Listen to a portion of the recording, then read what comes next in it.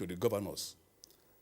Earlier in the year, when our application was made known, the Honorable Minister of Water Resources, Engineer Suleiman Adamu, personally endorsed letters to each governor in Nigeria, detailing the local government areas in each state that are likely to be heavily impacted. With all the necessary documents, they were dispatched. This matter, we couldn't go as an agency from state to state or zone to zone because of the lockdown, but we are mobilized every other social media to reach out, and I think we'll be able to reach out more than we ever did before. The response is what actually baffles us. When I was talking in February 4th, we began our sensitization program before the lockdown, where I said, as I said about 3 days ago here in NTA, that the best time to prepare for war is during the time of peace. As February, Nigeria was at peace with regards to flooding. And even COVID. COVID too, yes. So we expected that by that time, you can clear your drainages. You can remove structures that are within the flood plains or water flood paths. Those things could be done by then, dredging or deseating small rivers within your own catchments. Let us not talk about River Niger and Benue, the issue of deseating. But there are small rivers, small channels that ought to have been taken care of during that period, or even building or constructing drainages. They could have been done during the dry season, but most such things were not done. And again, we keep warning. For instance, in Abuja, the city, maybe the phase 1, where we are, talk about Maitama, Gariki, there are infrastructures, drainages, bridges. But go to the satellite towns, the outskirts, you talk about Lokogoma, this and that. One big man will go to FCD, FCT, get maybe 10 hectares of land. He will go and put a fence around it. Use ruler and pencil and demarcate and say plot this, plot that, and put beacons. No road. Nobody has said this is the road for the flood. Like what happened at Sunday Dewey Estate around Day. Houses were built, no consideration was made for flood. Nobody talk about flood plain mapping.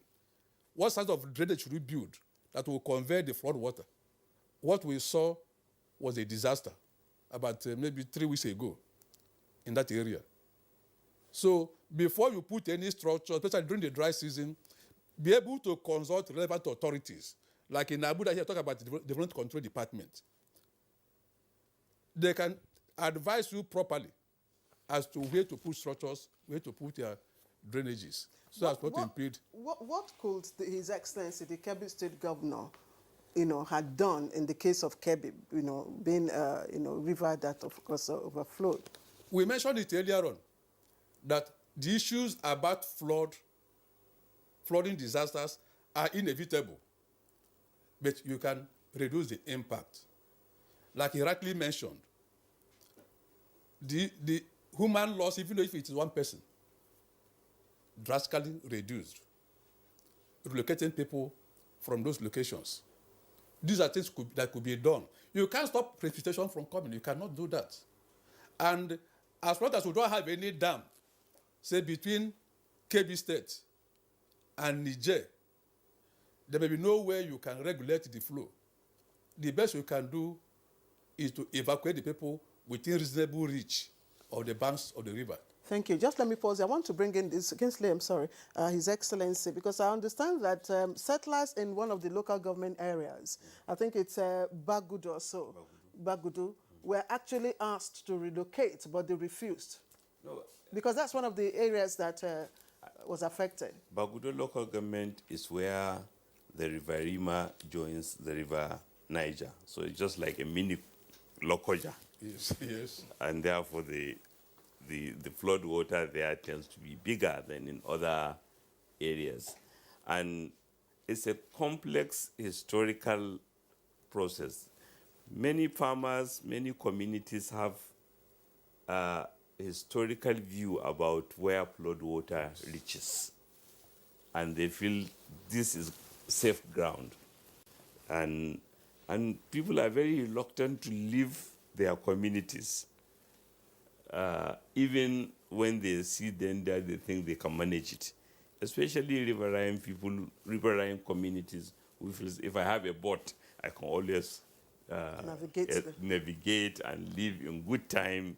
And like I said, over the years we have seen quite remarkable success about which has translated in minimizing the risk. Minimal loss to human life. But some of these things which DG Inze described, drainages, are all okay, and you wish you can do them, but they cost money, a lot of money, particularly if you have to do them in many, many places. And state governors have responded, but in Bagudo, people have been very responsive. The biggest challenge we still have in Kebbi, was when Kanji Dam was being constructed, there was promise to relocate communities by the federal authorities. And those villages are still where they are, Dugusoho near Inyauri Emirate. And they are the ones that have been, their community-wise, most prone to flooding in the urban areas. But the warning, the heeding to warning by communities have increased significantly, and that has minimized human Loss. All right, thank you very much, Your Excellency. One more time, let's bring in Deputy Director of NEMA, that's Abdullahi Uso.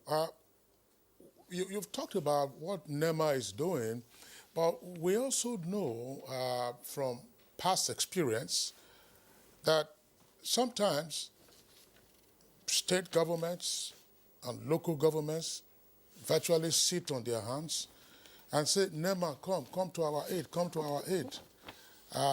We were told on this program that one state government has a state emergency management agency and with only 2 employees. What level of cooperation are you getting now from the SEMAs, that is to say the state emergency management agencies? Or again, are they just looking up to the federal government when they themselves haven't, as it were, lifted a finger or are not even overwhelmed yet? Thank you. You see, disaster management is multi-jurisdictional and is multi-sectoral. The multi-jurisdictional aspect is that at federal level, NEMA is supposed to manage disasters at national level.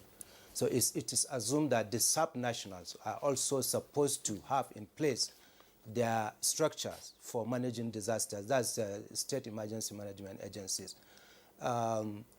But because of our federal structure, we cannot impose or force, but we can advocate. And it's through advocacy that most of the state emergency management agencies, through NEMA's years of advocacy, that some of these state emergency management agencies were established. There are always improvement. We keep improving from the level we were 10, 20 years ago to now. Quite a lot of states have about, quite a lot of them, about 30-something, now have SEMAs. What is required is for them to strengthen them by passing the necessary laws and properly funding the SEMAs. This is the only way we can get stronger SEMA at sub-national level. With that, we'll be able to collectively manage disasters in the country. We, just like somebody, you said, there are still states that have weak, very weak SEMAs. But with continuous advocacy, we believe that the situation will continue to improve. With the coming of the new DG. When you talk about weak SEMA, that's weak state structures. Yeah. What exactly are you referring to? Yeah, what I mean is just like he mentioned earlier, you have a state SEMA that probably does not have a backing law that is backing it. That is weak, because it doesn't have the legal backing. And then if there's no proper funding, no proper staffing, and if you have the staff too, you need to build their capacity for them to be able to respond. Give them proper funding, proper capacity building, and then proper infrastructure for them to work. This is what I mean by weak SEMA. So for them to be able to meet up to the level of at national level, they really need to, the states need to strengthen. They are doing quite well, some of them. Some of the states have strong SEMAs very well. We know some of them. Those that have, we will continue to encourage through advocacy. The new DG is very, very interested in seeing this level of collaboration, bringing up everybody together so that we can work for the country together to build the resilience of our people. NEMA is supposed, at the federal level, is supposed to play a supervisory role over those at the sub-national level. At what point do you intervene? If you say some of them are not backed by law, some of them do not have the necessary infrastructure to work. That's what I just said. It is true advocacy. You know, the federal structure is that NEMA cannot impose anything on states. But through constant interaction, constant collaboration, and advocacy, I believe we will reach the level where everybody will meet up to speed.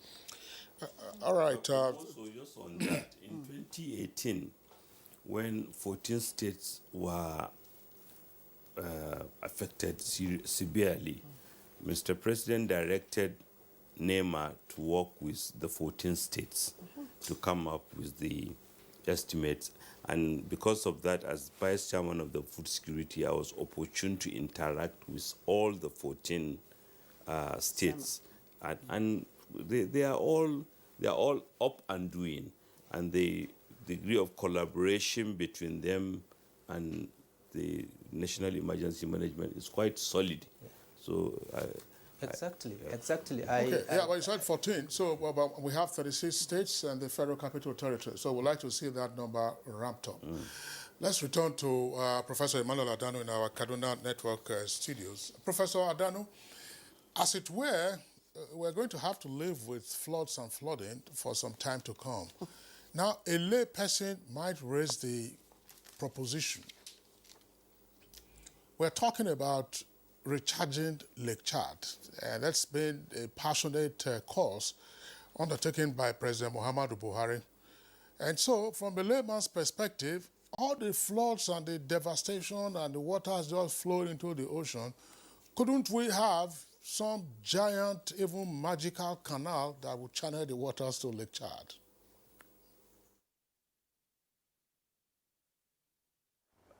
Well, magical canal, probably you can tell us the magic. But let me tell you one thing.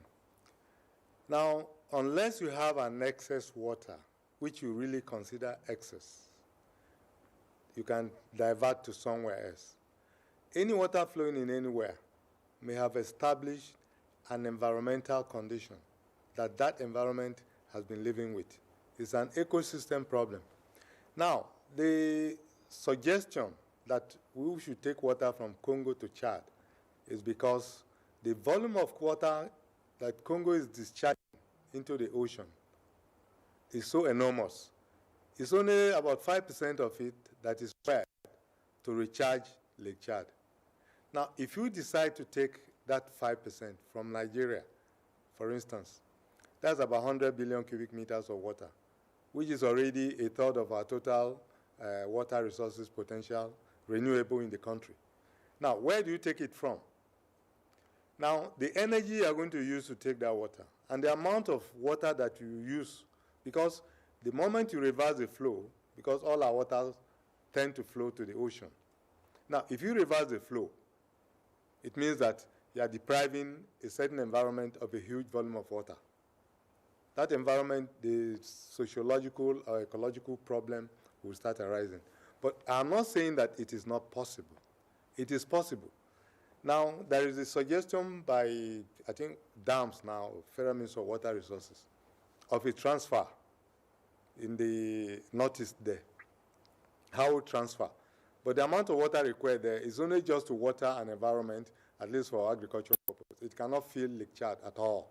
It may not even get up to Lake Chad because there's a ball in the middle there that may take the water. but water the environment sufficiently for agricultural purposes, it cannot recharge Lake Chad.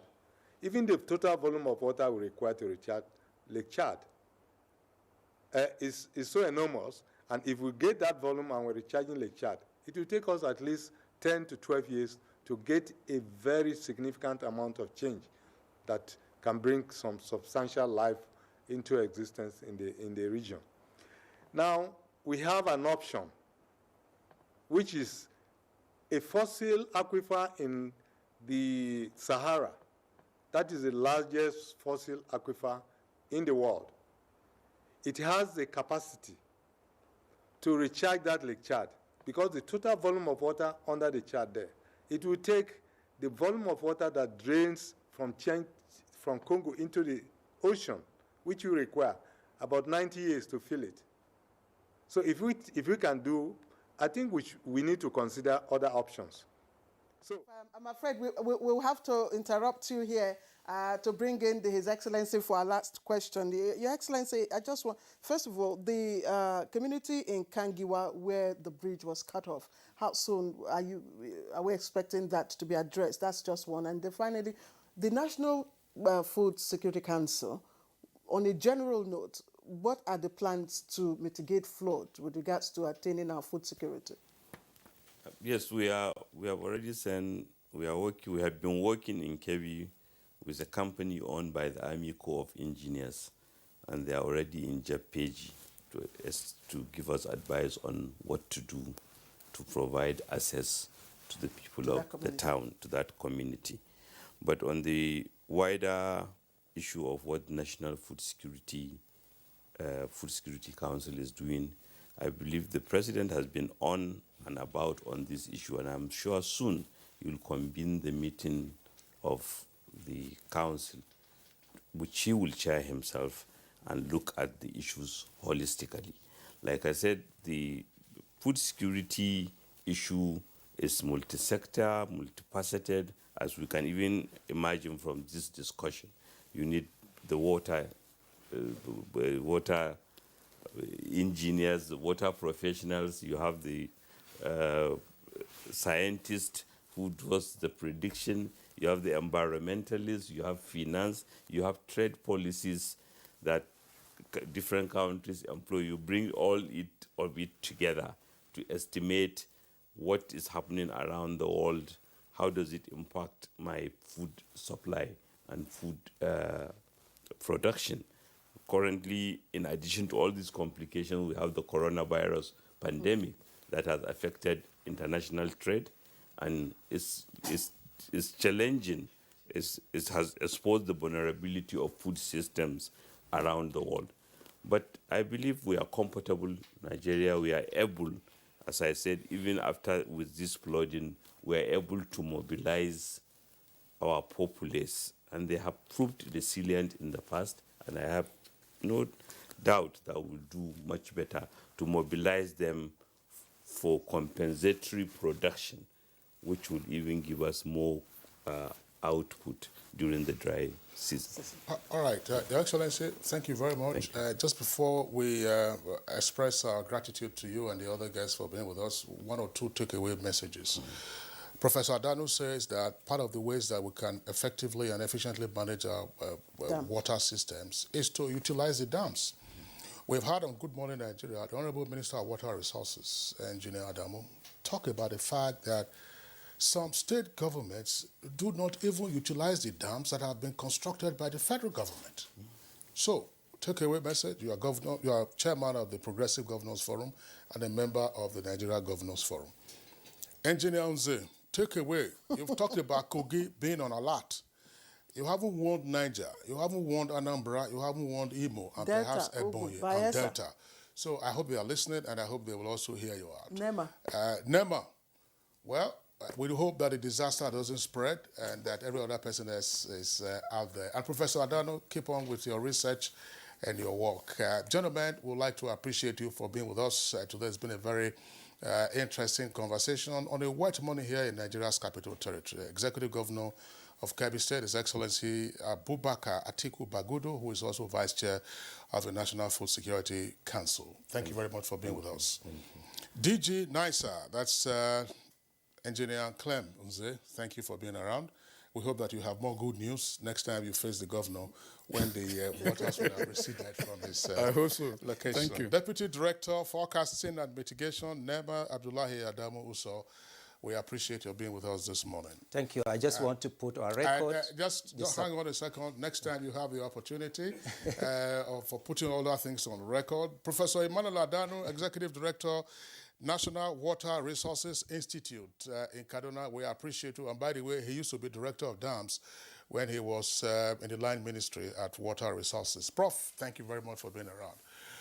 All right, and that's the climax of our conversation this week on Good Morning Nigeria and the Network Service. We appreciate all of you, all your Twitter messages, and we do hope you'll join us again same time on Monday for another interesting edition. I am Claire Delabo Abdulrazak. Do stand against rape and rapists. And I'm Kingsley Osadolo. Stay safe and be well. Have a nice weekend.